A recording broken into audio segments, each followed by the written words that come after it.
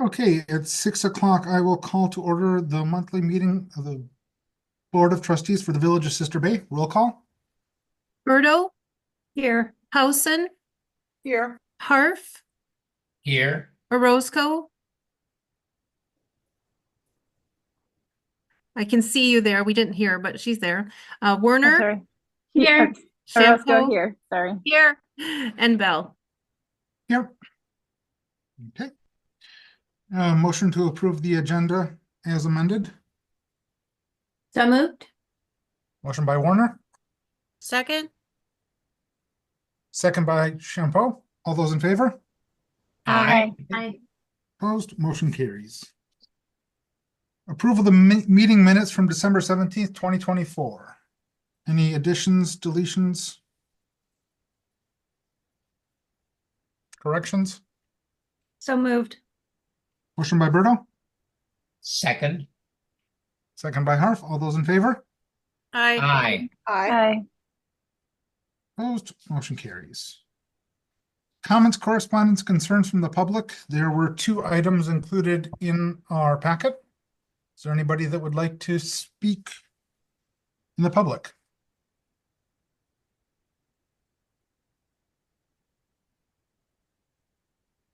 Okay.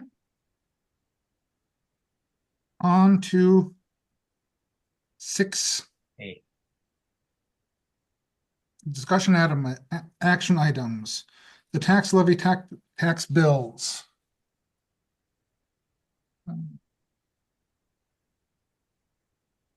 So since we last met, finance has met again. We just looked at the options about doing what I'd refer to as a tax redo, and I think the consensus was it did not make sense. The amount of time and money that would be expended on that would have taken up something like 20 or 30% of the actual redo. So it's a recommendation out of finance that we don't proceed with that. Finance did look at the CIP and amending the CIP for this year we directed staff to not spend that $330,000 more or less. Want this up so you can read what they're saying? Could you please mute yourself? Thank you. And Julie, correct me if I'm misstating that, but I think that we just said let's hold that, let's not spend that money just because it's in there. We will hold on some of these projects for the year. Right. Mm-hmm. The other thing that came out of there, and Denise, you're chair of finance, so absolutely feel free to chime in, that we should communicate to the public what and why we did what we did and how, not really why, how it happened and why we ended up choosing the course we choose should we decide to not proceed with that tax redo. So I guess I'd open that up for discussion, and Julie and Denise wants to chime in on that.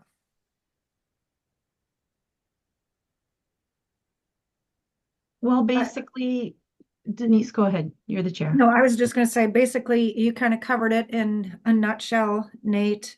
We, like Nate said, we did go over the CIP. We are going to have the new policy this next year. It was our first go around. I had presented a bunch of options. We had conversations about every single item moving forward. A lot of things got pushed forward. Probably at our next finance meeting, which we don't have scheduled yet, we will have an updated version of the CIP to see kind of where all of our suggestions fell to and what that looks, not just for our budget next year and what those taxes might look like, but for, you know, the whole 5-year program. So I feel that we took out about $600,000 in the CIP. out of the 2026 CIP plan. So we made some drastic changes. There were many things that we totally removed out of the CIP. We will continue to work on this, I would imagine, every couple of months and fine tune it as we go along and hear from departments if there's any emergencies or other things that haven't been identified in the CIP. So this will just be an ongoing process, but hoping that when we get down to the end, that even though we aren't doing a tax redo, as Nate is calling it, that we are pulling way back on our capital improvement plan that we would be levying for projects for. Yeah, the only thing I would add is the finance committee did come up with policies. Denise had alluded to that, and those they have to be reviewed by the finance committee and then come to the board. But just some policies to make it, I think our whole budgeting process easier and I shouldn't say easier, but to put some limits on ourselves and to make sure once those TID numbers are known, that the budget comes back to the board for one final look. Julie, I don't recall coming up with a specific policy, and I'm on finance. So maybe we can discuss that again at finance, or maybe you can elaborate on exactly what that is. Sure, I can actually, I have those notes right here. Because I think that's important for anybody that's on the call to understand the difference between what our policy was before and what it will be for 2025. That's important. And as Nate mentioned, it's important to we'll be able to communicate those details to the public as well. But as long as we're on a public call, that would be great. And also people that weren't at finance, trustees. Sure. It is once we know the TID numbers, that's the new policy. It will come back to finance for us to take one final look at it before we send it on to the board to really know what the mill rate might shake out at. So the preliminary TID numbers come in August, and the final TID numbers, I think, come in October or November. So will that affect the calendar for when we approve the budget? It shouldn't affect the calendar, Louise, but what the finance committee said was staff shall attempt to calculate the TID calculations prior to presenting the draft annual budget to the Board of Trustees. That's a little hard to do. It's not going to be 100% accurate because you're making projections on what those TID numbers are, but the finance committee said they're supposed to attempt to calculate and do their best. Second was any reference to the mill rate in the budget summary, etc., shall use the terms operational mill rate and finalized mill rate versus just mill rate. And then, like Denise said, after the impact of the TID is known and the finalized mill rate known, it shall be brought back to the board for consensus. No changes to the budget are needed or adjustment by the majority of the board by simple motion. And I added the part by simple motion because, and that's something we can talk about at finance committee. So we'll use the August preliminary then. If we have them. Well, we had them this year. Well, So we would have them next year too, right? as I recall the discussion, we're going to use the best number that we have available to us. And previously, we had not used a number in there. So we're inevitably, if we use last year's number, that's going to be more accurate than not using a number at all. So we'll use the best number that's available to us at that time. But by law, the Department of Revenue has to publish that in August. So there's no, I mean, it's pretty clear we'll have it. Yeah, we have to know what the school district is, what the county is, Right. and make those calculations to the best of our ability. And the TID as well. Okay, I just wanted just so everybody understood how we're getting that number. So is there any other questions from trustees on this? Nate, I don't have a question, but I just want to commend the finance committee for doing the right thing, because looking at the big picture with the cost, what it would cost to redo all these taxes, and then we may end up with a shortfall for next year or the following year, the year after that. Doesn't make any sense. So it's unfortunate it happened. But I do think the finance committee did the right thing. Thanks, Okay. Patrice. Thanks, Patrice. Thank you. You, The only other thing that I've got under that item then is a communication to the public. I think that's something we talked about at finance. I'd like to see that go back to finance before we send it out. As long as we get it out in a somewhat timely manner, what has already happened has happened.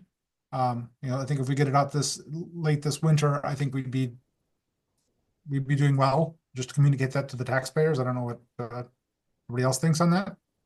Is there any reason we That's can't get it fine. out in 30 days? And I so- don't know when finance is going to be meeting next. I don't know that if we have to have a meeting to review that, or if Julie can just send us the press release and we can all look at it individually. Deb Fitzgerald did do from the Pulse a very large article about our last meeting. I thought she did a good job on the background, how we got here, the recommendation that finance made. Yes, we should still be responsible for putting out our own statement. But I don't know that finance, I don't know that we're ready to schedule a meeting yet until all the adjustments are made to the CIP from our last meeting. So is that a better option of Julie writing something and sending it to us and we can just kick back our ideas? Does that Yeah, work for you? that's good with me. Nate, I think if we could try to do that in the next 30 days, that would. I was thinking about having a finance meeting. That's where my timeline had come from. Oh, I see. Okay. That's where that's from. 30 days doesn't seem like an issue to me, but we also Julie, do we have any procedural issues if we circulate that email as long as it's between us and you and not between all of us? We'd be okay with that. Mhm. Do you think anybody is waiting to pay taxes until they hear a little more? I didn't see the newest article in the Pulse. All I saw was the original article. And I guess that tax bill was sitting on my counter until a week ago, just because I shuffled it aside in the beginning and now I saw it again. I was like, oh, I should take care of this. But I don't know if anybody else shuffled theirs aside, waiting to hear what the plan is. Heidi, I think that you have gotten those numbers from the county from time to time. I don't know if you, like in the beginning, you'd said how much people had prepaid or Yeah, prepaid before the end of the year. I don't know the number off the top of my head of how much we have collected in taxes. I'm sorry, I didn't think to look at where we were at percentage-wise as compared to last year. 27% for January's settlement, 30% last year, and 40% the year before. So that's the January settlement. So it's about where at least we were last year. Okay. Well, we'd have to guess. I don't know. I mean, we have until the 31st, so which means we'd have to have it out in about a week. Or, we assume that people some people don't. I don't know. I know we haven't been getting calls on it, so. Should be fine. Okay, so do we want to set a date that maybe finance can review it by the end of the first week in Feb? Can we do that, or how do we want to do it? Sure. Let's try and get it reviewed by the end of the month. That's 10 days away. Okay. So do we call and ask? Do I send in the money?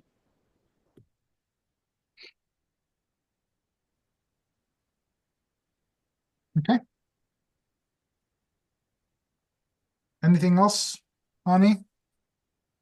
No questions here. I really strongly support putting out a statement or a press release on our behalf to our residents. I think that's the least everyone deserves is what's happening and why it's happening.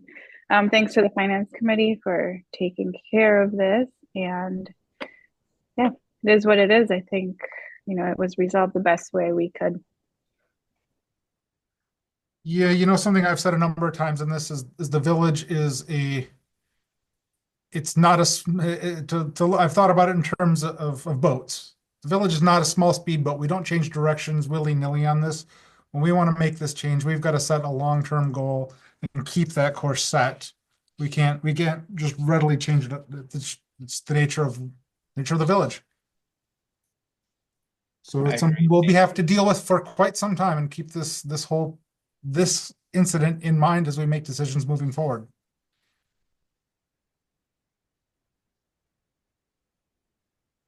Okay, 6B, the post office update.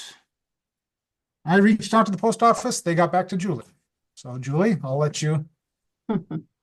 Sure. They called me on the 7th and just had some questions about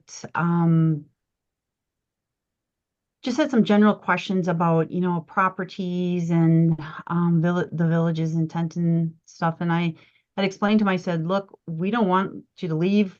You're critical to us. We want you here. You can stay where you're at if you want. Due to our budget, we're not going to be able to build a post office at this time. So that, option is off the table. If you get other offers, we certainly understand if you move, but you're more than welcome to stay where you're at. Present a new lease to us if you're interested.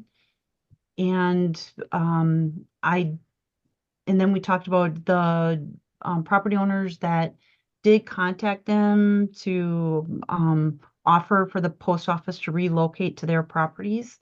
So we talked about some of the zoning issues on some of them, or costs involved, things of that nature. And then he did ask that I submit a letter asking to renew the lease. So I did that. And I did ask him to let me know, if they would consider a longer lease, such as a 10-year lease. And he did not get back to me on that. So that's kind of where we left it.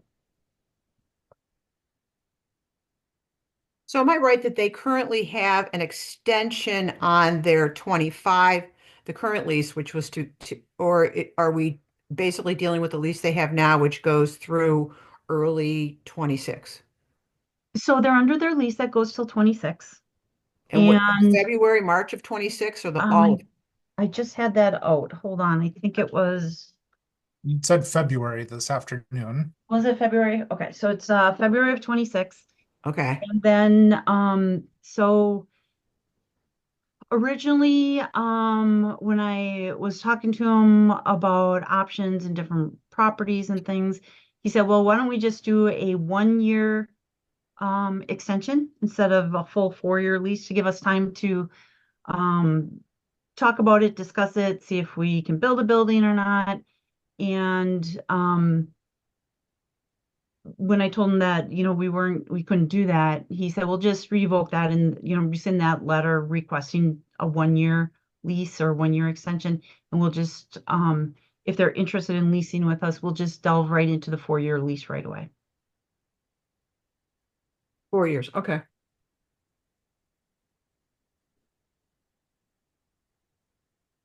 Now, I think the previous lease extension, that was before you were here, Julie. How long, to your now, does anyone have knowledge of how far ahead of time they actually pursued that lease? I mean, because it seems like they're dealing with things as they come closer to due, because they're in a triage situation where they have to deal with the most immediate things. I don't know when this will actually come up to us, if we have any idea. I don't know. I was told it takes about a year. Okay. They've had different leases with us. I'm looking at one right now. It went, this last one actually went, this last one actually went not quite 5 years, well, 5 years. So it's not a 4-year one, this last one. So I was wrong on that. It's, this one went March 1st of 2021 to April 28th of 2026. And then there was 28. Like, where are we getting on And we've that? had several leases. Excuse me, with could you them. please mute yourself? A few minutes. Thank you. There. Go ahead. Anyway, we've had several leases with them. So this one would go, if we renew it, it would bring us, if we ask for, he said 4-year lease, so that would bring us to 30, I could explain to him, the last one was 5, which would bring us to 31, could we do the 5-year instead? And like I said, I did ask him about the option of a 10-year lease. We'll have to look at things such as costs and, what we provide and what they provide.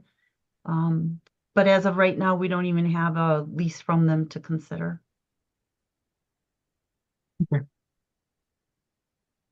Well, I would like to stick with the 4 years if that's what they're proposing, instead of extending it to 5. Why this last one was 5, I don't know. I'm fine with 4 as well. 10 years is, I'm assuming that there's no renegotiating. Once they sign the lease, I don't think we're going to be able to, raise the rent at all.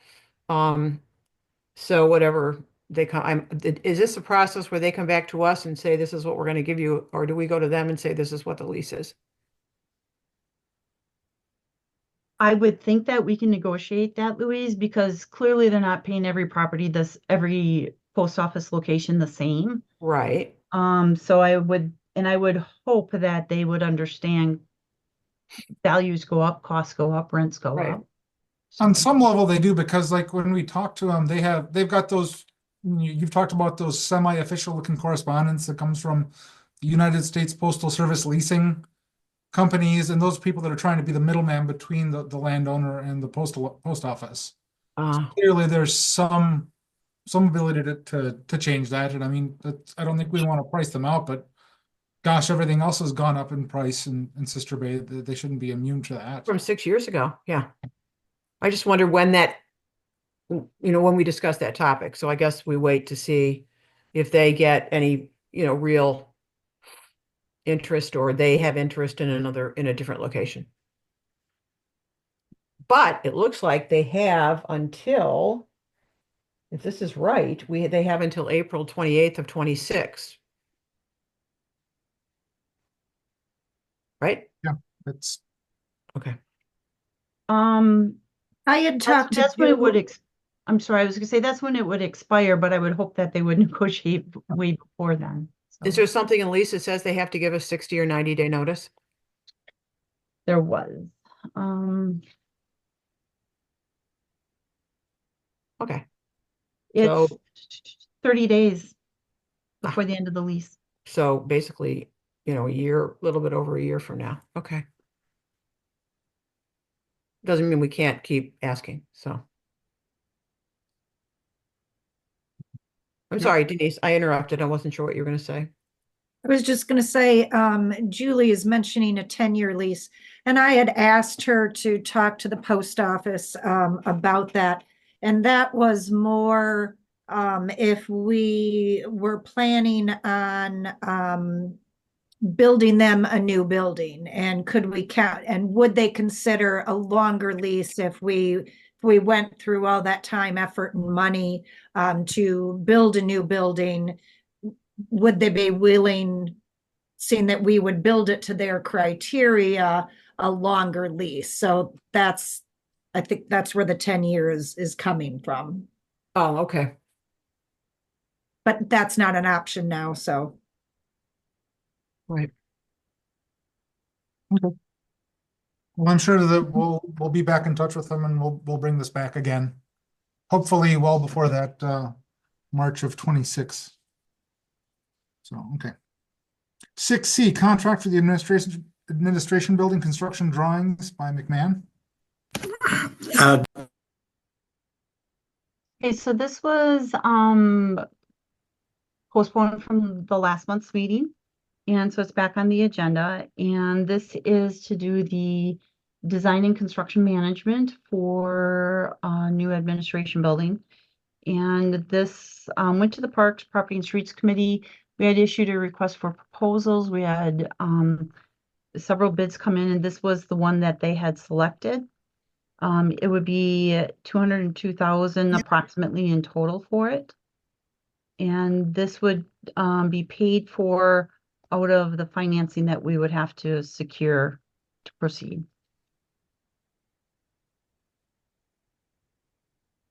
Okay, So moved. so, does anybody want to second that? I will second that. Okay, discussion. I'm not comfortable moving ahead with this until we get our CIP changed and actually amend the new CIP. I understand that this is something that we need to do. I'm not saying the administration building doesn't need to get replaced. I understand what I've said in the past about this. I also think that our financial situation is not entirely clear and something that, we've learned a lot about some of these things that were not apparent to all of us, 6 months ago. I would like to actually have an amended CIP before we move ahead with this. That's my feeling on it. I don't know how anybody else feels. I would agree, Nate. I don't think we're on solid ground, and from comments I've received, I don't think our residents do either. I guess I thought last month that we were kind of putting it on hold until we knew where the village stood. I was surprised to see this back on the agenda. So what I took from the meeting last month is that it was going to get pushed off a month. And I mean, yes, there was some discussion. I agree with what you're saying. I felt compelled to put this back on the agenda, how it was discussed last month.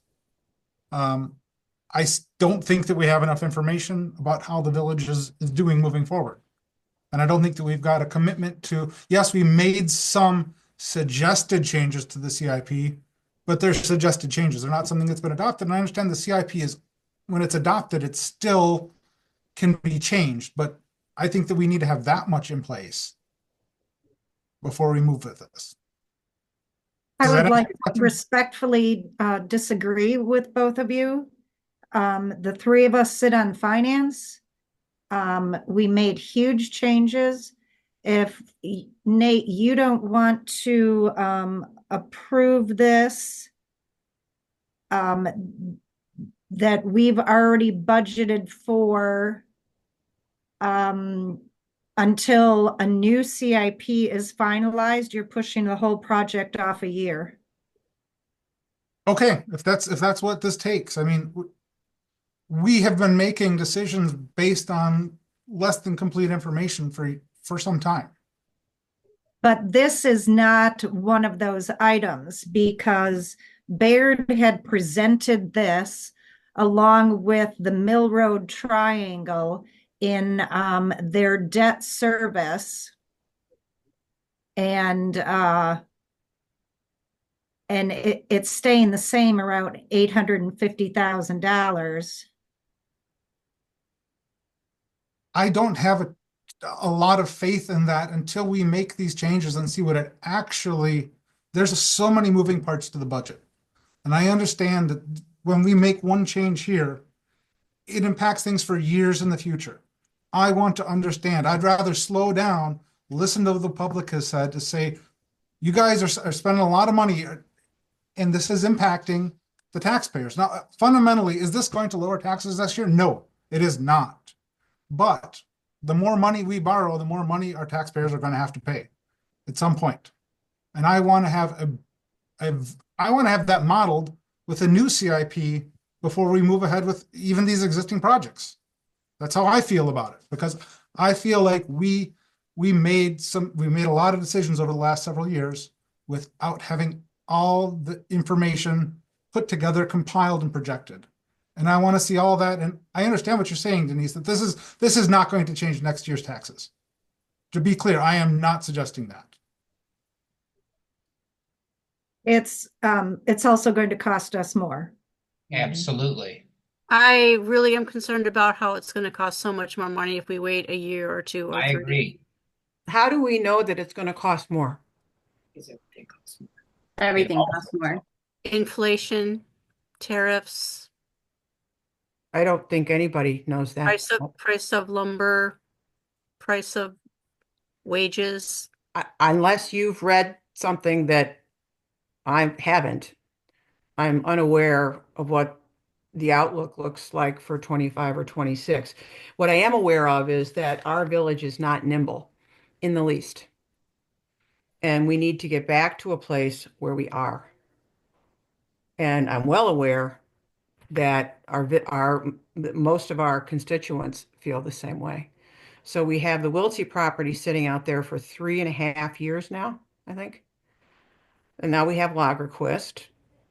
Then we thought we were going to build something on Mill Road. We aren't, which is good. So what are we going to do with Mill Road? There are just things that are sitting out there. Denise, it's not like, I don't know if it's a year or not, but I just don't think that February of 24, we can sit here and say that we feel good about everything and we have a path forward and we're good. I personally don't feel that way. And so in good conscience, I'm not prepared to vote yay today. In good conscience, I can't go along with that, and I guess it'll be a divided vote here if we take one. Which way it goes, I'm unsure. But to think that things aren't going to cost more a year from now is silly. I agree. I agree. What if they cost the same? That's never going to happen. Okay. Well, I'm glad we're recording this. That's good. Yes. So what if we sell Lagerquist? Well, then we have no place to Yeah, put we up do. a We can put it at station Wiltsey, building. like we talked about to begin with. It was a horrible place to put it and not as accessible. I know we're going down a rabbit hole here and it's, part of me was actually not kidding. But the point is that it's very easy to say it's going to be too expensive. It's very easy. We throw up a lot of obstacles, a lot, to build something on a piece of property that our residents didn't even know we were buying until 2 weeks after the biggest budget we ever passed. I just don't feel good about it. I don't. I think that it's to be fair to Denise and Kurt, it's likely things will increase in cost, but by that logic, we should do everything we can this year because it's going to be more expensive next year. I feel like we need to have a complete picture before we decide to move ahead with this. And clearly we had one productive finance meeting, Denise. I would say that was quite productive, but that's a suggestion. That's not binding at all. And at minimum, I'd like to see that CIP and to see what that looks like for the village moving forward. Nate, a CIP is not binding at all, as you very well know. Even if the entire board adopts it when we're finished with it this fall or early winter, it's still not binding. I understand that it's not binding, but what we have right now is some general notions. I want to see what that looks like. I'm not for this at this point. So it's only the drawings. The inertia of government is great. And as this is moving forward, it's hard to stop something. Government is slow to move and slow to stop. I think that we need to pause on this. That's my feeling. There's 6 other people here that have got their decision to make. And unless we do the drawings and it goes out for bid, we also don't know the exact cost of it. And what those costs come back at that time, that will be a very determining factor on what we do with the project. But I say that we go through the engineering part and the bidding part, so we have a number, so we know what we're talking about. So it's not just 3 million that we put in the CIP. We have a hard number. And if inflation, and if we choose to postpone it for whatever reason at that time, that's okay then, knowing maybe, okay, everything will cost, 2-3% more, maybe more, but I'm trying to think positively that it might not be as high. But then we have a number. I mean, otherwise we just don't know. We just don't know what we're planning for. So I say we get through those two things so we can then have a real conversation with facts, which are what's it going to cost us? And that will take some time. What's even more important facts for that is what does it look like for the village in the next 5 to 10 years as we have these projections? I understand that a CIP is not binding, but none of the other trustees have, we don't even actually have that, the CIP that we worked on, they haven't updated. I mean, Vlad's been busy doing a lot of other things, and I asked what is a reasonable timeline on there. I think you said the end of February, Vlad, was somewhere reasonable to get those numbers incorporated and back out to that. So was that correct, Vlad? Correct, yeah. So we were talking about the next finance meeting to have it ready. I hear what you're saying, Denise, but you're saying you want to have this bit of complete information, and I'm saying we need to step back and make sure that we have the big picture complete information before we even look at that step. That's my feeling on it. Again, I understand what you're saying. I just come to a different conclusion than you do.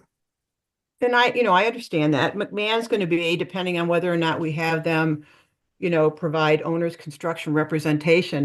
This contract is approximately 200,000, maybe a little bit south of that. And to possibly tell us that it's going to be even more than 3 million.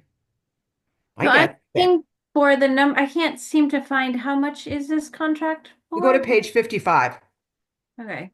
Just scroll And you'll see what the professional fee is, which is $150,000. Estimated reimbursable expenses, and then the total project fee is $153,000. I'm rounding up. And then whether or not they provide construction stuff for us, that would be another $35,000 plus renderings. That's, I'm not questioning their abilities or anything else. We have good experience from them in the past. I just want to slow down. The So timing, that's yeah, like timing is everything in life, 300,000. but 300,000 plus another 35 for Stantec, or 335,000 plus another 35. So we're going up towards 400,000. I feel like if we're spending this kind of money, we should actually want to move forward, not just see what the numbers are coming in at. I'm not suggesting I don't want to build this building. I just want to be clear on that. I just think the timing is not right now, and I prefer to wait. And I'm well aware and heard from both of my fellow trustees, two of my fellow trustees, that this could mean that we're going to spend, it could cost more money. I honestly, when I tell you I don't know, I don't know. Just like I don't know if, my husband and I say, well, should we sell the house now or should we wait a year? Maybe we'll get more money. I don't know. I don't know if anybody knows. I don't know if anybody knows about inflation. I don't know anybody anything. I don't. If you turn on the TV, you'll hear 5 different opinions. So that aside, what I do know, as I said, is that I think it's appropriate for us to slow down a bit. That's all.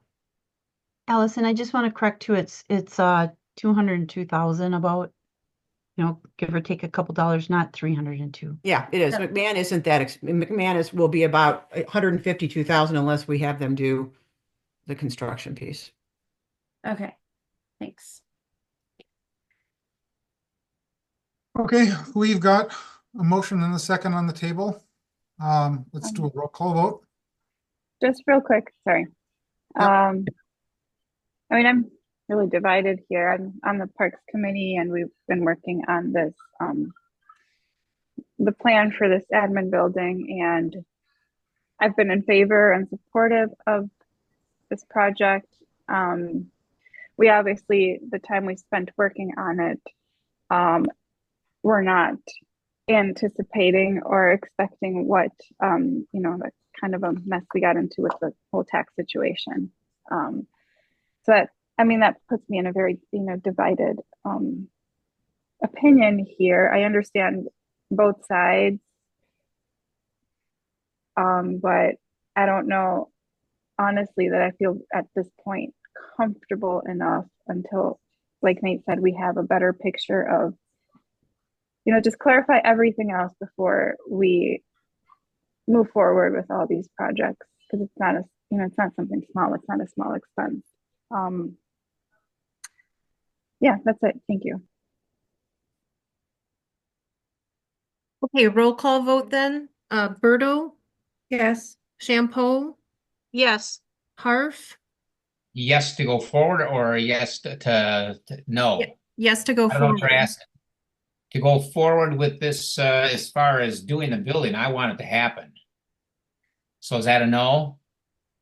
So the motion is to approve the contract. I want to approve the contract, yes.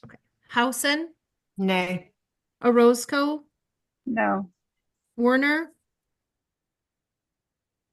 I'm just not comfortable enough at this time. Sorry. Abstain then? No. and Bell. No. So it is 3 yeses, 3 noes, 1 abstention. So the Well, motion- I didn't abstain. I'm a no just because I'm Oh, not okay. positive enough to say yes. So then it's 4 to 3. The noes have it. Okay. Okay. On to 6D. I don't know that this makes a lot of sense to have a lot of discussion on this. I have been told by what Excuse me, sir, this is not the time for public input. So, to make this expedient, I mean, I guess I'll make a motion to deny. Motion by Bell, Second. second by Housen, discussion.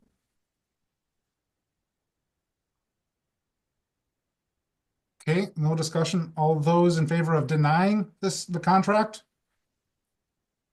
I Aye. Aye. Okay, opposed? Opposed. Opposed, Okay, the denying the contract carries 4 to 3. Okay. 6E, the contract on the Triangle Engineering, Robert E. Lee. Okay, so this says, this project has been on the books for quite a while as well. As Denise said, this is one that is in the CIP. And it is basically doing the reconstruction and the repairs to the area around the admin building here. So it's Bluffside, Maple, Parkview. We did kind of phase 1 of the project with Mill Road last year. And this would be the engineering for what we call the triangle, like I said, to get the process started. This is primarily paid with Pratt. This part of it is paid with Pratt funds. So So I moved. have a quick question because it says ornamental lighting and things like that. And I'm sorry, I should know. Hold this, on, and I hold don't. on, let's, Denise is sorry. on motion, so do I have a second? second, Second by her, okay, discussion. Thanks, Louise. I'm sorry. So the design piece of it, so there's a public meeting, Julie, to discuss this and because it says ornamental lighting, and I get that's lighting. We need lighting. But sidewalks and things like that. So there'll be a public meeting for the, for the folks that live in that neighborhood relative to what the design looks like. So sidewalks and streetlights and that kind of stuff. Is that right? Well, the streetlights and that type of stuff goes to the Parks, Property and Streets Committee. Yeah. But then they do have a meeting with the public to let them know what they plan on doing, get their Okay. opinion on it, Okay. and move forward that way. The details, the decorative stuff, that's left up to the committee. Okay. But so that design will be done by Robert E. Lee? Yes. Mhm. Okay. All right. I wasn't involved in when this was done initially with the other part of the village. That's why I was asking. Okay. Thank you. Look, this includes, see, like going through the right of way per parcel and all that. I think there was some challenges on Mill Road with discussion about some of the property owners as that was done. Is that something the village does, or is that something that we work with Robert E. Lee on? For everybody, all the property owners, the adjacent area. Sure. So with the Mill Road project, I wasn't in charge of that one, but it's my understanding that we were given the option that Robert E. Lee would do that or we would do that. And it's my understanding we opted that we would do that communication with the public. Okay. In here, that is not part of this, or that is part of this? I mean, I see the right-of-way part and, This would be Robert E. Lee having those meetings, explaining the engineering drawings and talking Okay. with the public about that. so we're going to make sure this is an effort to make this go smoother by Correct. having Robert E. Lee do this. Okay. That's what I was getting at. Yeah, that's probably my biggest concern because I'm worried about trees. Okay. Yeah, and just a little side note on this, the Plan Commission has been talking about this area and talking about how they want to preserve all the mature trees out there and the stonework and stuff. So the timing of this project melds really good with the conversations the Plan Commission has had. So off never know what's going to happen, but offhand, I don't think you're going to see any large trees come down out there. Okay, I just, I didn't know what the process looked like, so thank you. Okay. I Well, wouldn't go as far to say that, Julie. We don't know what the plan's going to be and what trees might be in the road. We're going to try very hard, but that we cannot guarantee that. I just want to make that disclaimer. I mean, if we're doing, we know we need new sewer pipes there. They have to be oversized from previous conversations. If we want to try to widen the road into the right of way, we just don't know. But we will ask them to make every effort to try to not let that happen.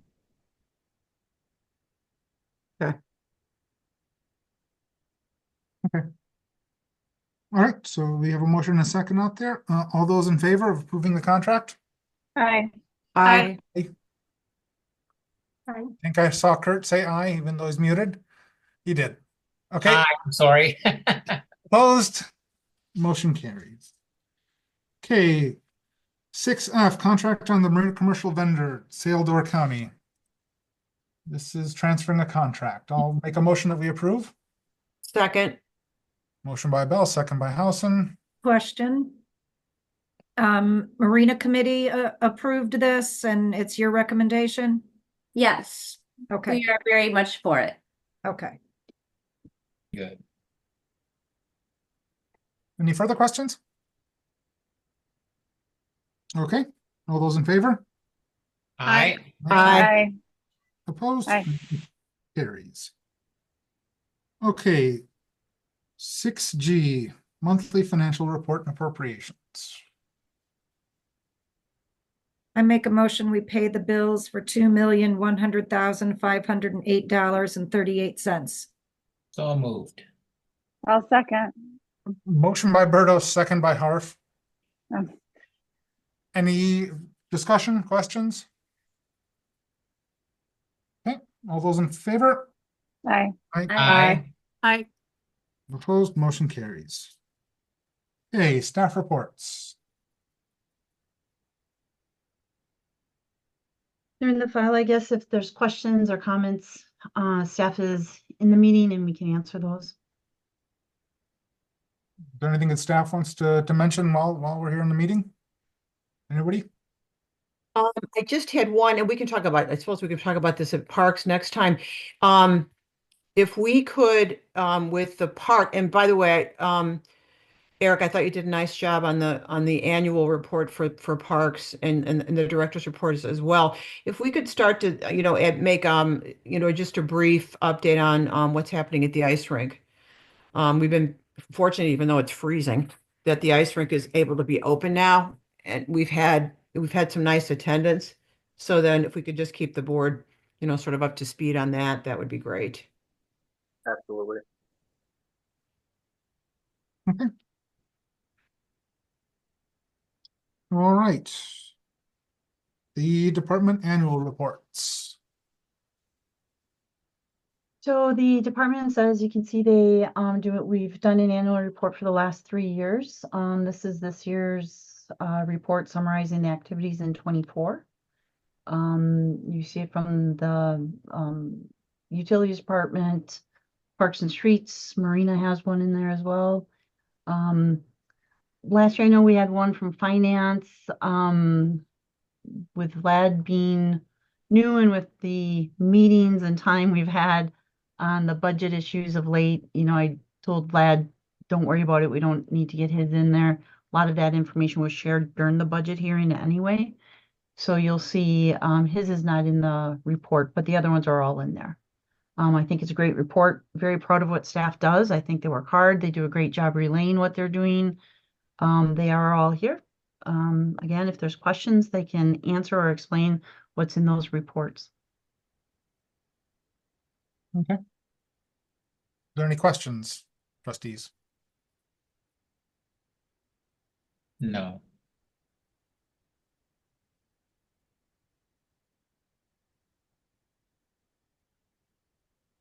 Okay. Um,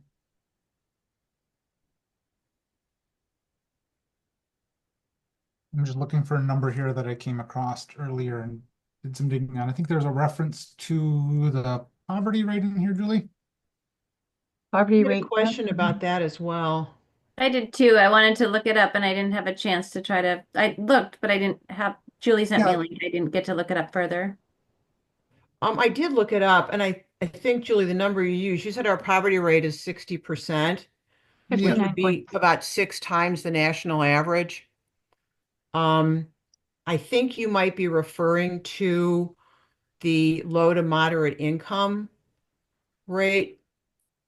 I don't know that, but maybe take a look. Sometimes there are different reports that are. So if that were the case, the low to moderate income would be up to 80% of the medium household income, and that would be about $54,000. So that would make sense to me. But that poverty rate looks super high.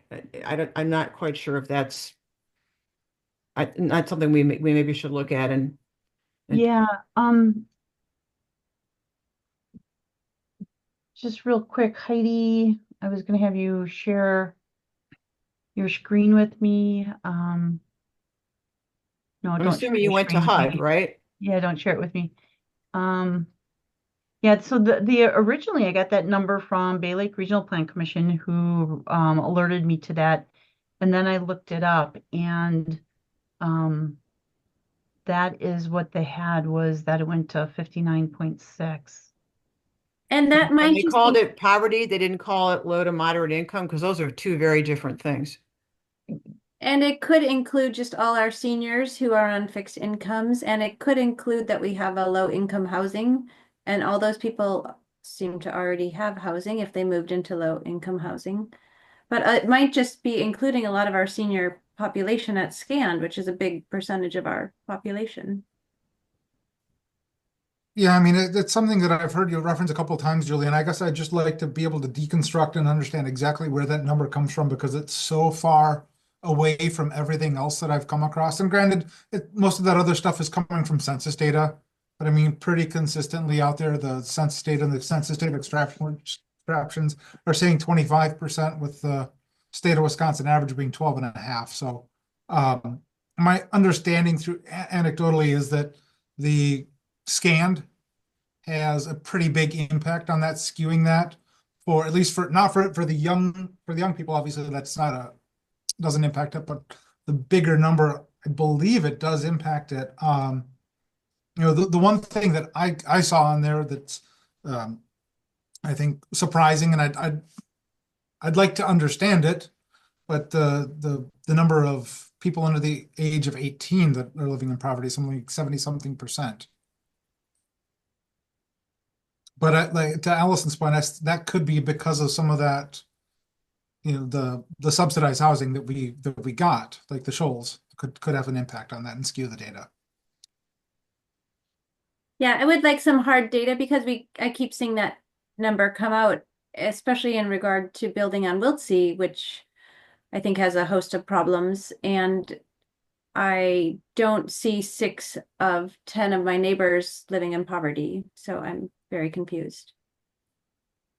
Yeah, just a comment on the senior population. So that senior population, I don't really think is impacting that spike. We've always had that senior population there that's been pretty stable. So I don't think that accounts for the spike in it. I'll be quite honest, I'm not sure why it spiked. You know, I think it's when you look at the cost burden or the people that are having a hard time with rent and with mortgages, that has drastically increased. We know that, we've got that data. So that could have something to do with it, but I know I did ask Bay Lake to drill down, or not drill down, but to put more information in the comp plan regarding that, and with the poverty they had. I'm just real quick looking for the numbers. Well, if that this they is had. this is going out to our, how are we sending this to our residents? Well, the annual report Yeah. for the comprehensive plan. Well, this, in the beginning of it, it says to the taxpayers, residents, and guests of Sister Bay. So Yes. how are we sending this to them? So we send that to our email list and to our, on the website we posted it. So has this already gone out? No. No, it hasn't. Okay, so I'd like us to take another look at it before it goes out, because this is a concern. And I really question that 60% poverty rate. Yeah, if we I could don't just think that's right. understand where that number's coming from. Yeah. that would be- So if you can talk to Bay Lakes, I don't know where they're getting it, but I'd really like to see the source. And I'd also like to see that exact same number for last year. So, it is HUD data, just so you know the source of it. It's coming from HUD. It's I called went the to HUD, data- yep. Okay, somebody asked about the source, so that's where it's Yep. coming from. I don't know if they have it for last year, Louise, because I don't think it comes out every year. I'm not sure on that, but I think normally you're using CDBG. CDBG refers you to HUD data, but it's not updated every year, is my understanding. So, but I can see if we can get something more for you. So, I people just can think better understand those for the numbers. board, certainly I mean, three of us are concerned about a number we're sending to our residents that doesn't really look right. Or we're concerned about. If this is the case, 60% of our people are living in poverty. So if it's a what are HUD we doing? number, are we questioning? I Then went to the I'd HUD like to see website where and the I number couldn't came find from. it. But then Julie sent me a different link that I haven't had a chance to look at. But when I just looked at HUD, I couldn't figure it out from just looking through their website. Yeah, I'm trying to find the rental data too to, if this helps here. Nate, if we could we could be here, I mean, because there's, Yeah. you know, how you can slice and dice numbers a lot of different ways and look at them however you want to look at them.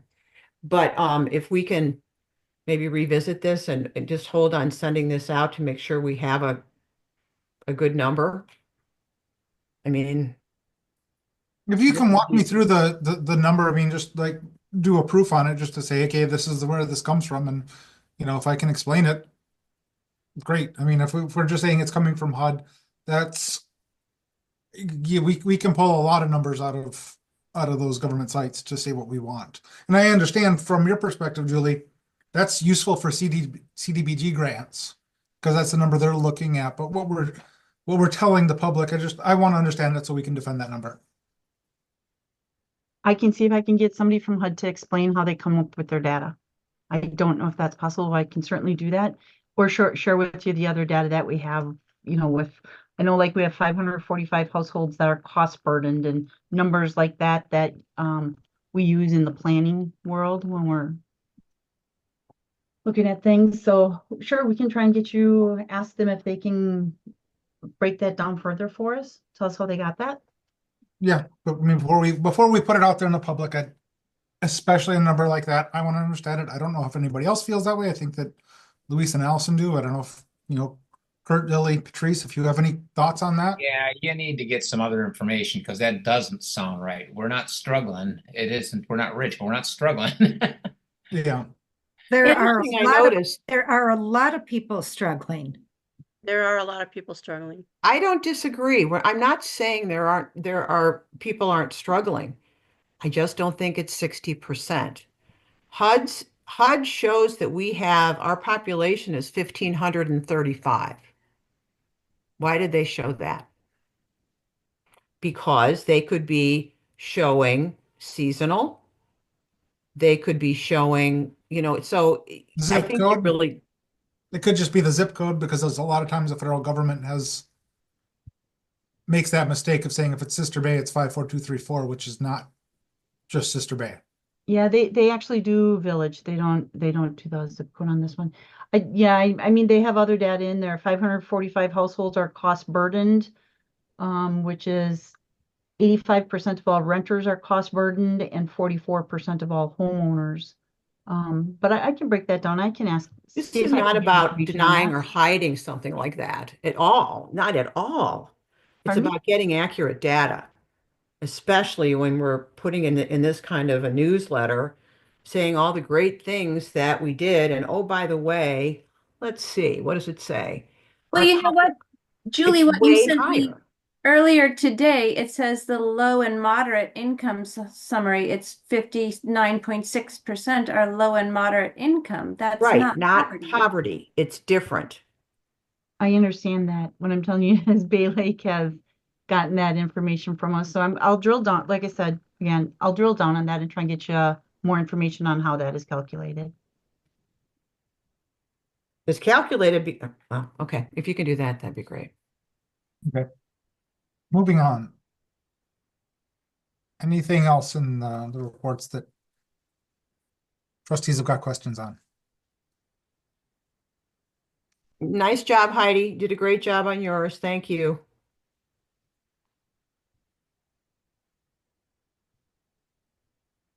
Yeah. I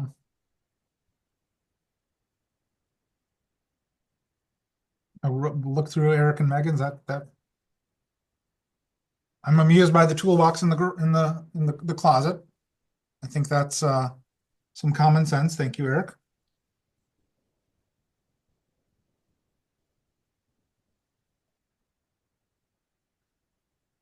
So,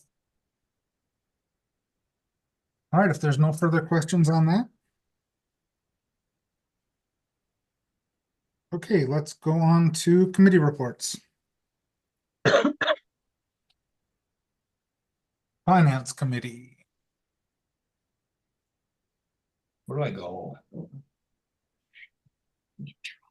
So I just had a follow-up question on the Finance Committee meeting minutes on page 1. It's line 47, the last on the page.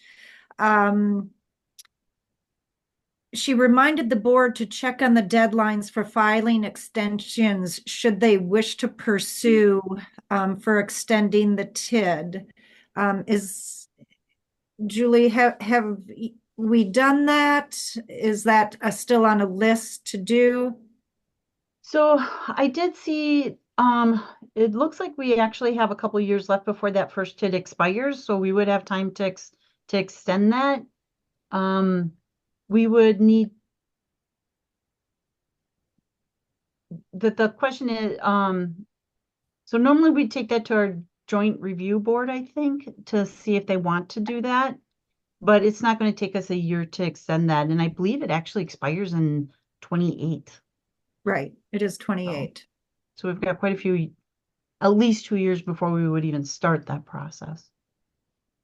Okay, so And I just didn't know when Amber was saying if there's a deadline to start that process or if the deadline is just when it expires in 2028. I didn't know. No, yeah, it would be before that. I don't know what that is, Denise, but I'll ask Adam. He's the one who keeps us on track with all that. Okay, thank you.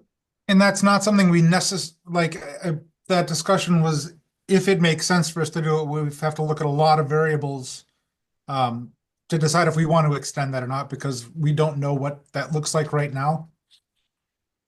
That was also part of that discussion item.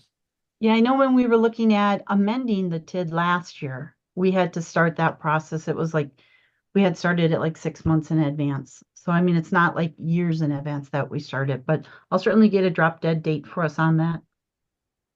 Mm-hmm. Okay.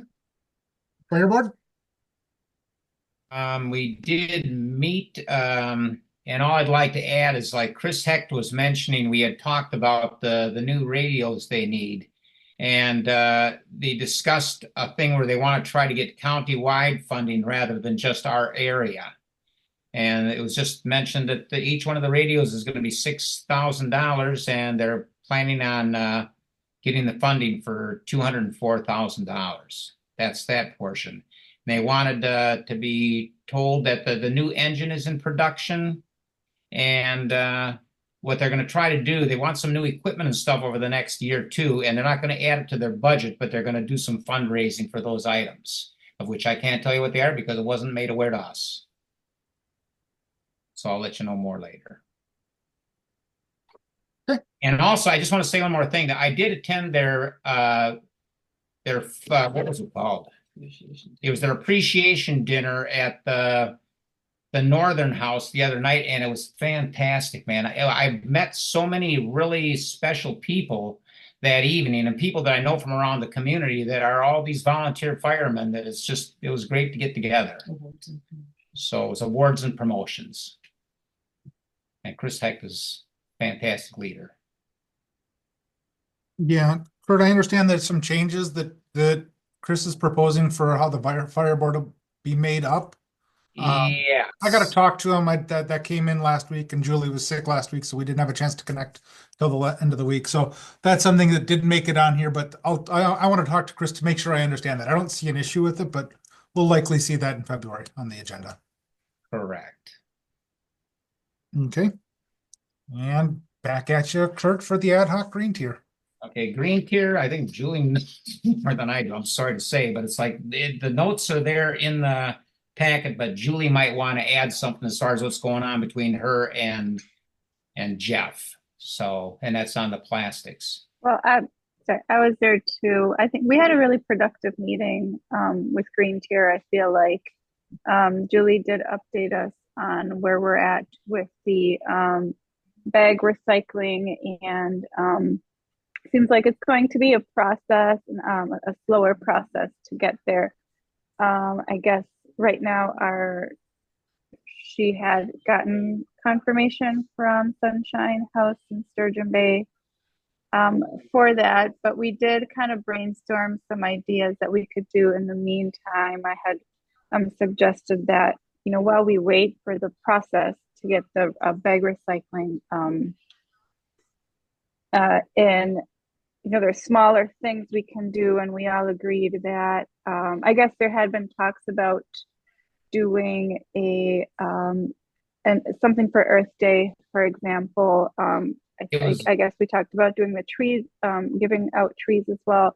But we did, I think the highlight of the meeting would be that we did approve to use money from our budget to buy reusable bags. We want to do kind of like a campaign within our community where we're going to get custom made reusable bags. Paula Anschutz is reaching out to a couple local artists, maybe see if we can get them to do a design, hopefully kind of a volunteer thing there, or how much it would cost us.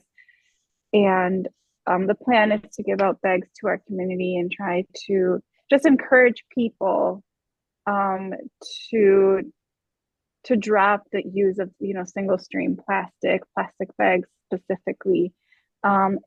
There will be, I guess,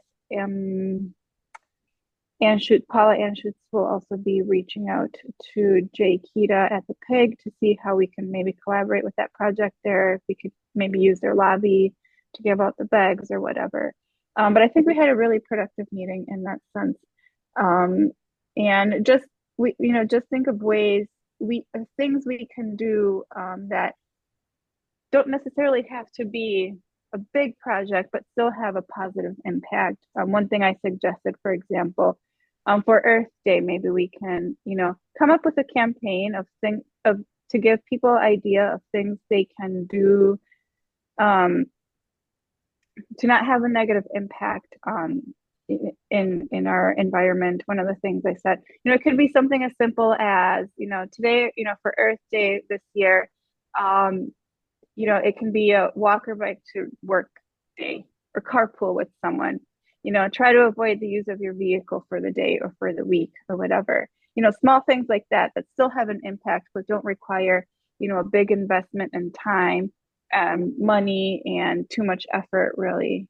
And just kind of put out there a campaign to educate people and inform them in ways we can help our environment. I have a question. I had forwarded a New York Times article on tote bags. I don't know what kind of bag, excuse me, the Green Tier is looking at purchasing. Was that distributed to the Green Tier committee? Yes, I it did not was. receive it, Denise. It was a Pardon? while ago. I did not receive it.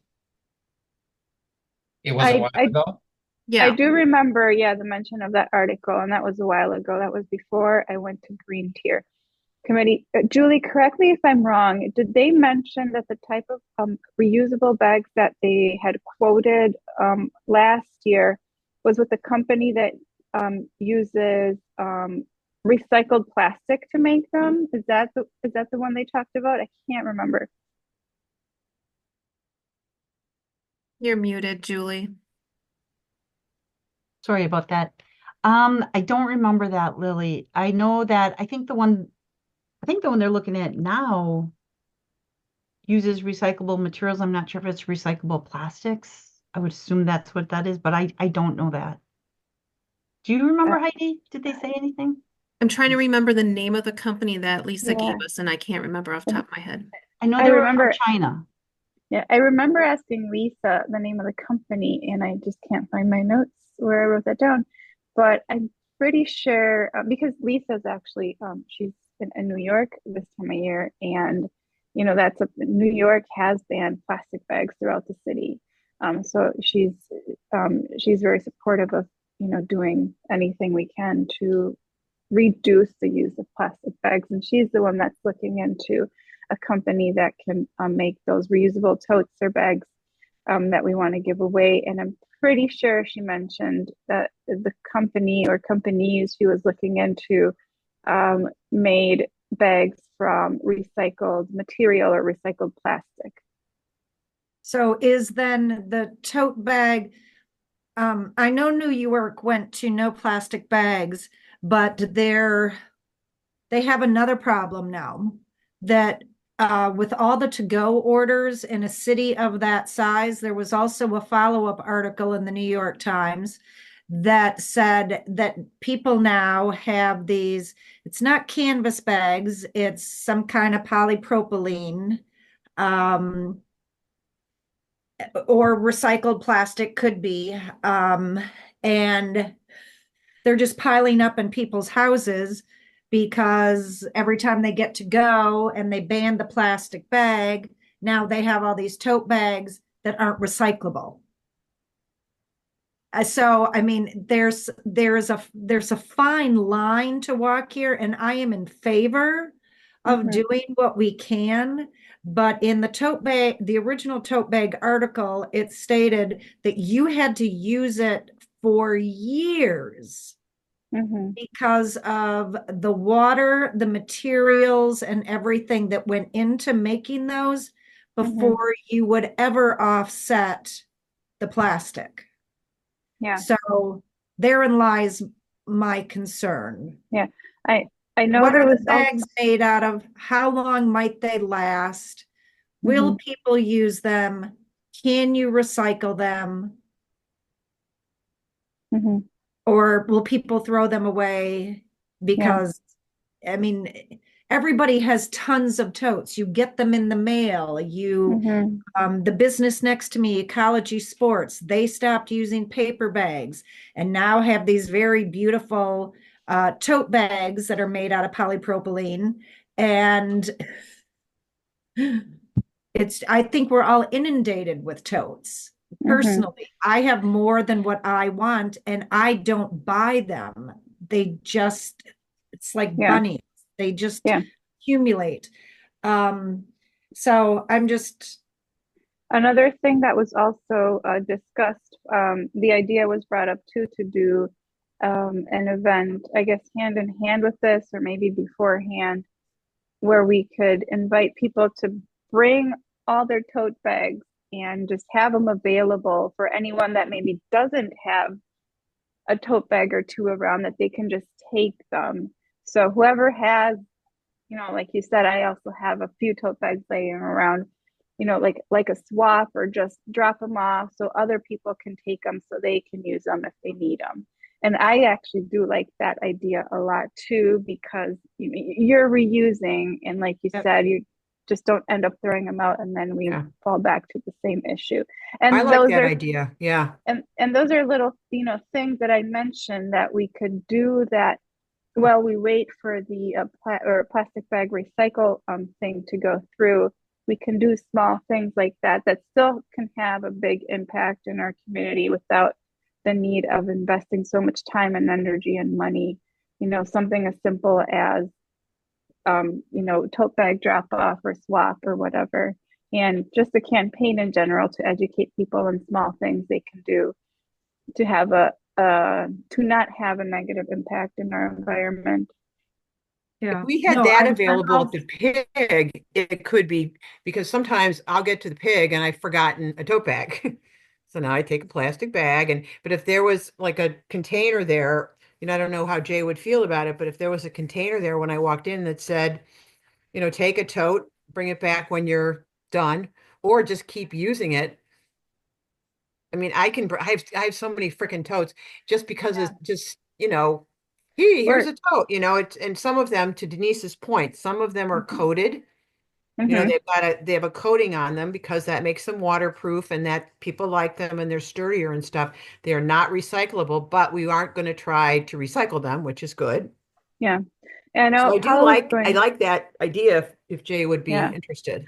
Well, Paula's going to talk to Jay, because the pig does sell their own reusable totes. So she just, Right. wants to see if we don't want to interfere either. But I know. another thing, I don't know if I You mentioned don't it or see not. them though. Where do they Yeah. sell?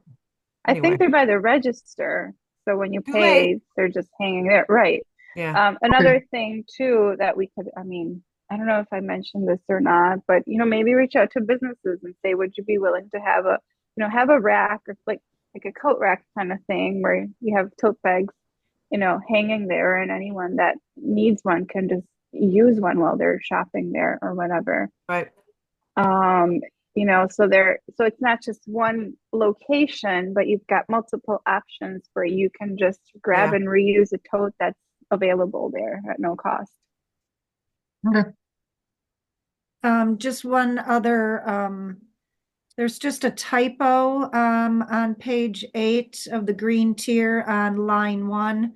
The word need to should be inserted.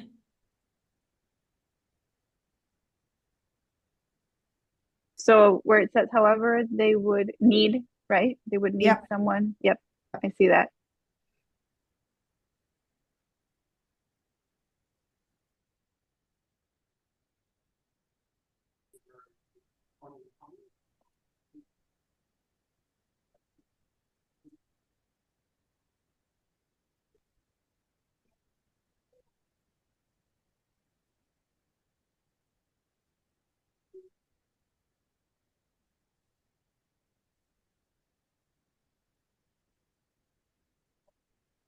Okay.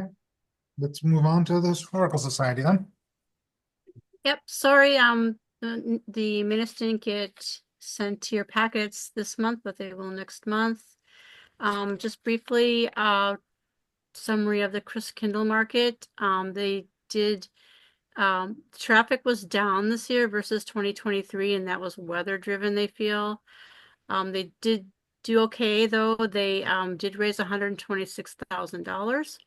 They budgeted that they thought they would make 91. Patrice, when you say it was down, like, was it down a lot, or was it just Well, minorly down? it was down 30% on just on the beverages Okay. and It'll take a while to get the whole number. and the food, Okay. but the vendors, their sales were flat. Oh, okay. So when you say they were down as far as beverage and food sales, but vendors were flat. does that mean that less people came, or maybe Right. people were just spending less at the market per se and maybe eating at an actual restaurant instead of No, they had less people there. less people? Okay. Yes, yep. And it was cold, especially the first like two Yeah. weeks was really cold. Yep. So that's why they feel that happened. They don't have all their bills sent in yet, so they don't have their final expenses, so they don't really know what their profit was yet, but that should come next month. They did do really well on the parking fees that they made from Time. They made $10,000 just from the parking at Time's parking lot that was donated to the Historical Society. There were 90 volunteers working this year, and they've discussed the parking issue on 57, which is a problem, and they are going to block off more of that part of the highway for next year because they know it was dangerous. Then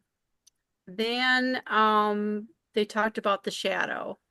So this Marina Club is really kind of getting off the ground. They've raised $125,000 so far. They need $250,000 projected to redo the boathouse to make it suitable to put the shadow in. This Marina Club that they're creating, they would like to, this is on the drawing board, they would like to create a boater's lounge in the upstairs, and you can only attend, frequent there if you are a member of the Marina Club, and the membership fee is $1,200 a month. There will be no staff for the Boathouse Museum. It's all going to be like self-guided. And then the other big thing they talked about was that they are, in the future, they're really trying to figure out their finances, that they can hire a director for the Historical Society, because it's become like way too much for the volunteers to handle. Plus, they feel if they get a director in the future, maybe that director will help them make more money.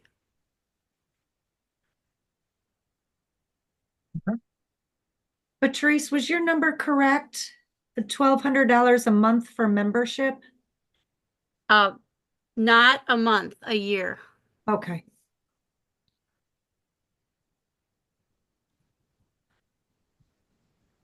And I think that still needs to be discussed with the Marina Committee and probably everybody else to see if the upstairs is going to be part of what the shadow group is doing. Correct. Hopefully next month at Marina. Yeah, I think John Blossom will be at that Marina meeting. Okay.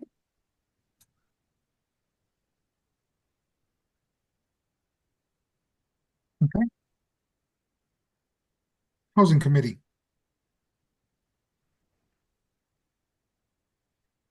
We did meet. We talked, most of the whole meeting was all about, and it's in the notes, that we had the director of housing from Crested Butte,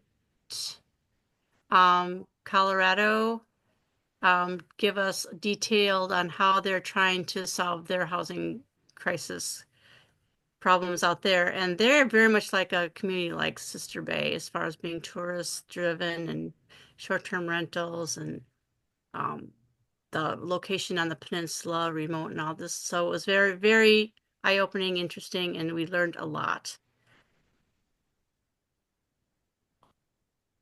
Yeah, they've come up a number of times when you look for similar situations to us. Okay. Library Commission. As far as the library goes, it's pretty much clear in the notes what we've been doing. And the way I get the stuff for the report is it's always a month prior. So the stuff from the last meeting isn't on there yet. And the only thing I would add is we do have a new member taking the place of Martha Newkirk, and that's Glenna Peters.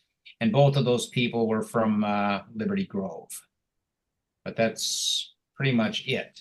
They have lots of stuff that you can find on the site that shows all the stuff going on there, which is a massive amount of material. It's a very well-run library. And they also show the numbers where we are pretty much one of the best ones in the whole area sharing books. So it's a good group. Mhm.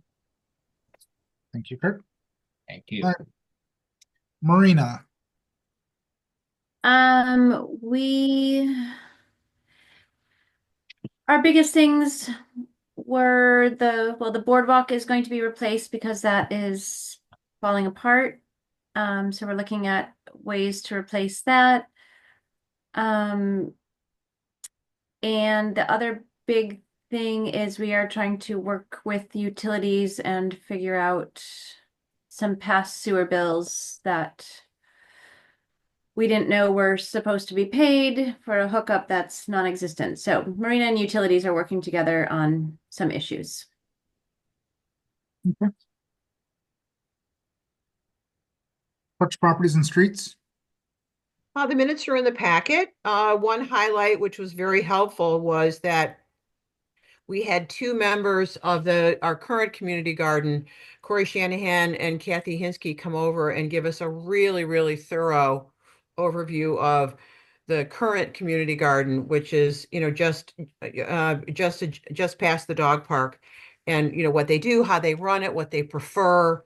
So it gave us a lot of information and some great direction on as gardeners, what they'd be looking for if we put one in out at Lagerquist.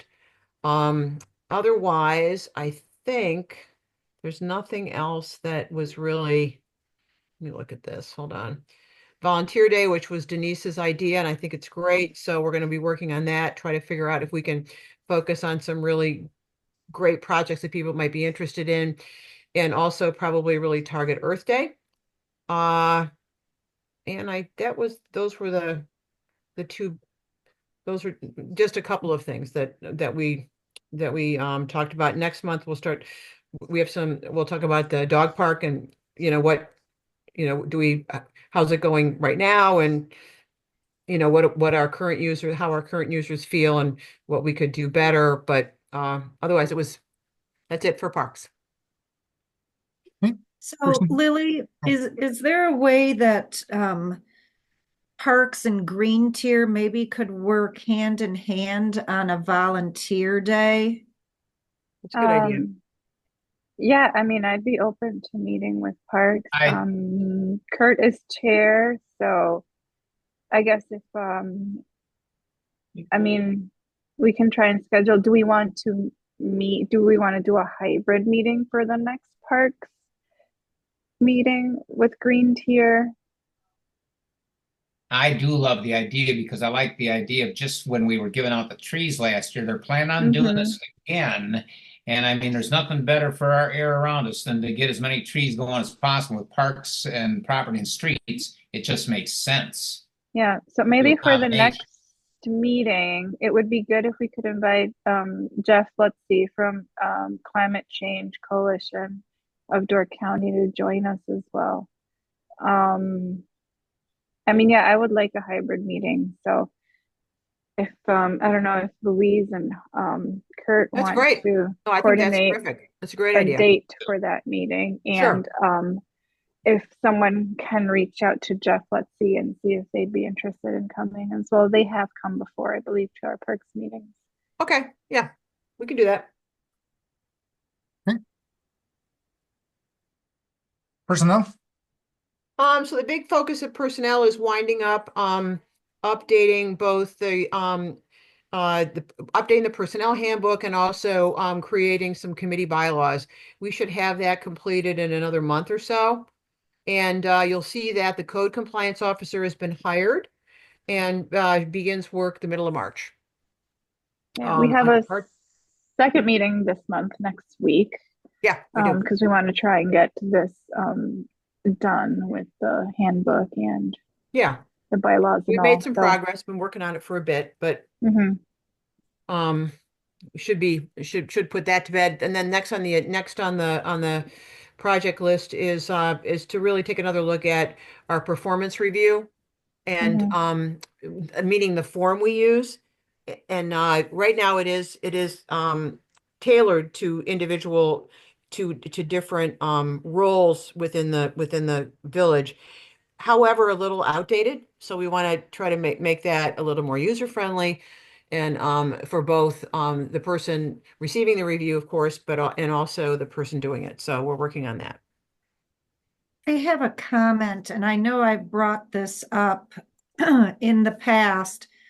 On page 31, and one of the bullet points on line 19, the maximum accumulation cap on compensatory time shall be no greater than 80 hours.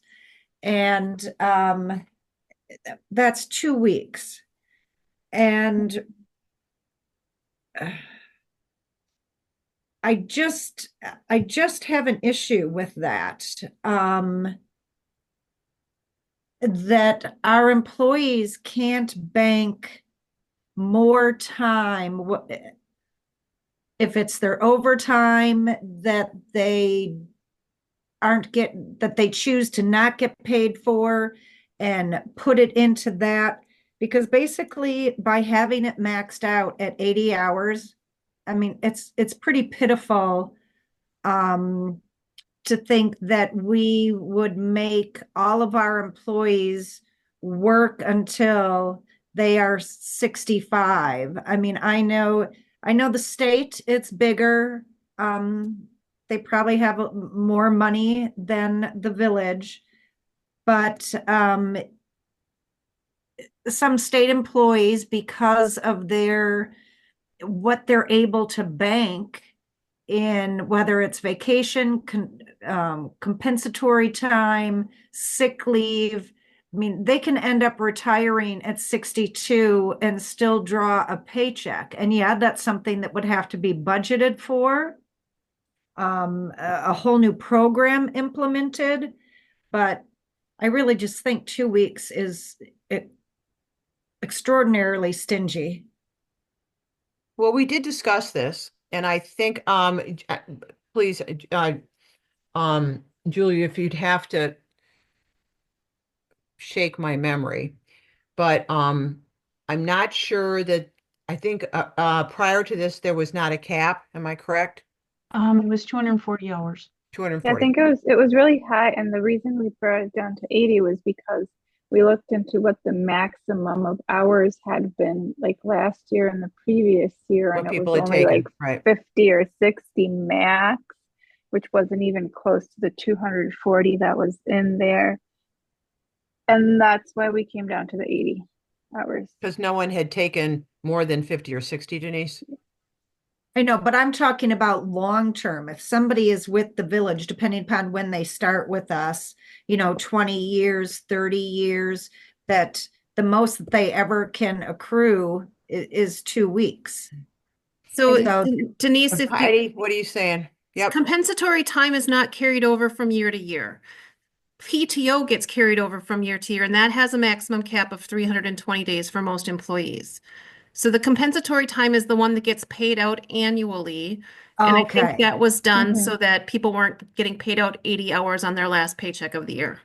Got it. Yeah. Okay. So PTO is 320 days, Hours. hours. Hours. Yeah, and I don't think we changed that one. It was just the compensatory time. We also talked about whether or not we were competitive in terms of what was happening in other municipalities, Denise, not the state. And to your point, that's a sort of a different league. And we felt like we were, but Okay. Thank you for the clarification, Heidi. and that's it for personnel. Then again, we'll hopefully finalize this in the next couple of weeks at our next meeting. And does that come to the board to adopt? Yes. Yeah, we'll have bylaws probably next month as well. There's a couple others we need to change there. Right. Not just there. So.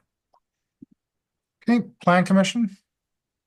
The minutes are in there. Does anybody have any questions on, this is November. We did not have a December meeting. We'll be having a meeting Tuesday. I think we'll be paying the piper on that one, but As in next Tuesday is going to be a long meeting. So it goes. Okay, SBA. SBAA. Oh, let me get my notes out here. Let's see. So we went over the year-to-date room tax rates and occupancy for 2024. And then let's see. We talked about the 2025 brochure, which is in process, and they're shooting to have done by early spring, just in time for the NFL draft and get that distributed. So that'll be a little bit ahead of what it usually comes out each year. We got an update on the website as well. There will be a new website for SBAA. And there should be a final design soon for that. Let's see. Drew, who had stepped down from being board president, is back as a board member. So we're happy to, have him with us. Tanya is our new board president. And we do have a meeting tomorrow, and we have 2 new board members that will be appointed. Lily, the meeting's Or not, Thursdays now. Thursday, sorry. Yep. Thank you, Ellie. Anything you want to add, Ellie? Did I miss anything? No, I think kind of just other major things. We will be going over our proposed 2025 budget on Thursday. Yep. We already had an executive meeting to go over it. So we should have that finalized by Thursday, and which is behind schedule due to a number of reasons, but we will have that finalized here this week, hopefully. And then I think you hit everything else. Tourism Zone Commission. At the DCTZ meeting, the DDC budget was adopted and approved. I think we mentioned at the last meeting that they'd been asked to make some adjustments. They did so. And they also created a committee of members of the DCTZ along with members of the DDC to work on the strategic plan. The current one runs through this year, and so then the next one begins obviously next year, and there will be pillars created, and that plan will have this is really to talk about the plan, but also key performance indicators that are mutually agreed upon between the DCTZ and DDC. And then also mentioned, they talked briefly about the Community Investment Fund and what they'd awarded so far. I think they announced the next set of grantees probably another week or so, and the deadline for the next one for the next set is I think March. Okay. Utilities. And did not meet. Utilities, I think the main thing we were again talking, we talked about sludge spreading, which the EPA doesn't have rules for PFASs, but Megan did run a test and everything comes back very low. But again, there is no rule that the EPA has set, so we're still not comfortable spreading land applying manure or human, solids. And then again, we're working with Marina to figure out some utility bills. And Denise, what else was there? I don't know. It seems like it was so long ago. If I don't have minutes in front of me, I can't remember. I think those are the big things. Oh, and there was just, the whole report that Megan did was great. Yeah, and you already And Megan, talked your about annual report was also very good. Thank you. Oh, I think, the big thing was how in her report it showed that how the leaks have been found and loss of water has dropped dramatically.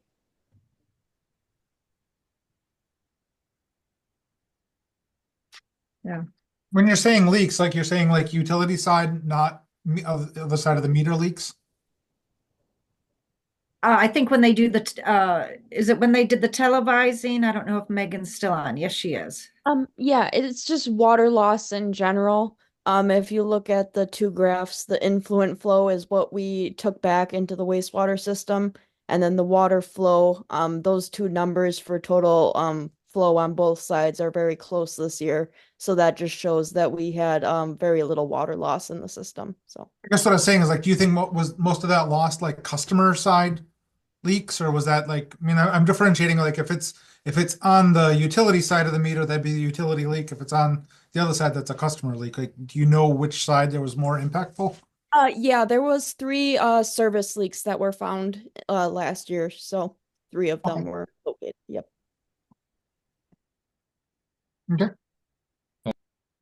Thank you, Megan. Yep, thank you. All right. Village Hall Planning Task Force. We Has did that- not meet, Nate. Okay. All right. Can I get a motion to approve the committee reports? So moved. So moved. Motion by Shampo, second by Housen. All those in favor? Aye. Aye. Opposed? Aye. Could I ask a quick question about the zoning board of appeals? Oh, If thank both you. votes, there was a tie, I tried to understand the outcome, but I'm not quite sure I understood it based on Janelle's comments. So what happens with it? So if there's a negative question and there's 2 votes, that's a no vote. So If there's a negative question, oh, the second question, that's a no vote. Okay, yeah, basically a tie is a no vote. Okay. It's a no. So okay. it was denied. Yeah, because I understand that he asked it 2 different ways. I get that. But I read it 2 or 3 times and I thought, I think I understand this. All right. Okay. Thank you. Yeah, basically, always remember if you have a tie vote, the result is probably going to be no. So Uh-huh. just Okay. simplest way to explain that. Okay. Thanks. You're welcome. Okay. Matters to be placed on a future agenda referred to committee official or employee. So there is one question we have on the table that for February's meeting. There is a primary in the state of Wisconsin. Heidi told me about that 2 weeks ago. So the fire station is not available for our normal meeting time, which would give us 2 options. Either we meet in person at the village hall, or we do it completely virtually, since the village hall does not lend itself to hybrid meetings. I don't know what everybody's opinion is on that. We won't know what the weather is, so Let's do I it guess- soon.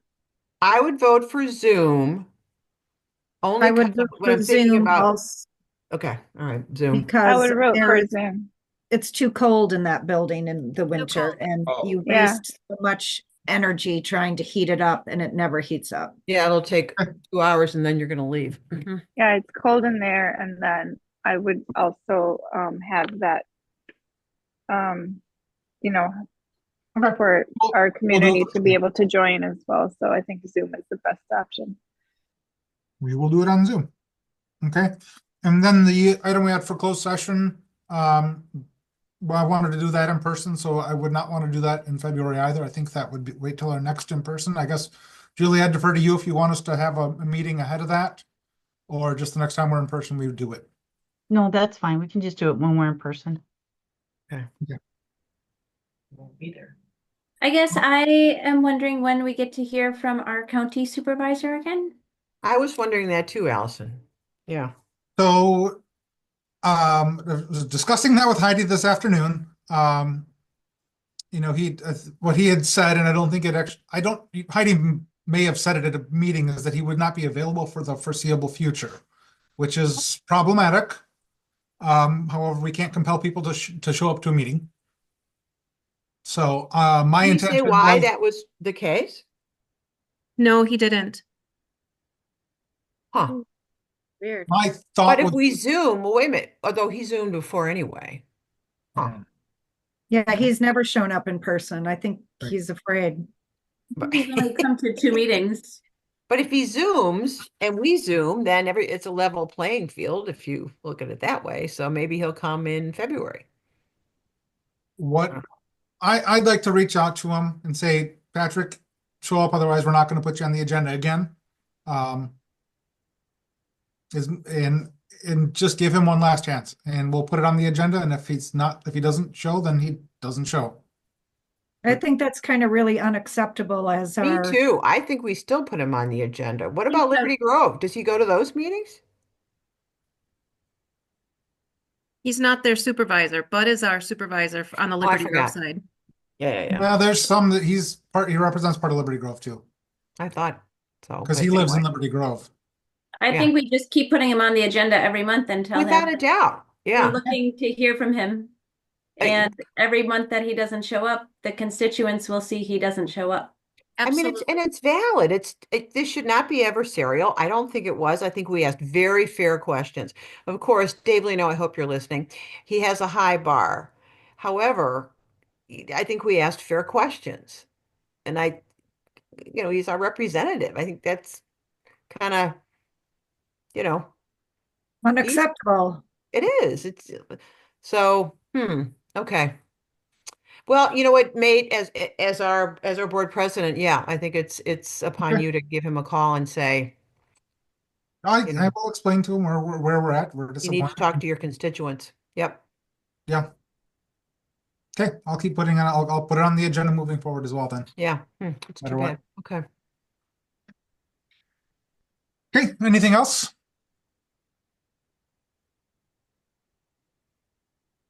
Okay, a motion to adjourn would be in order then. So So moved. moved. Second. Motion by Housen, second by Berto. All those in favor? I did Uh, not second. It was Was a that- Roscoe. I thought you, okay, fine. We Second both by- said at the same time. It's no worries. Okay, okay. Opposed, we're adjourned.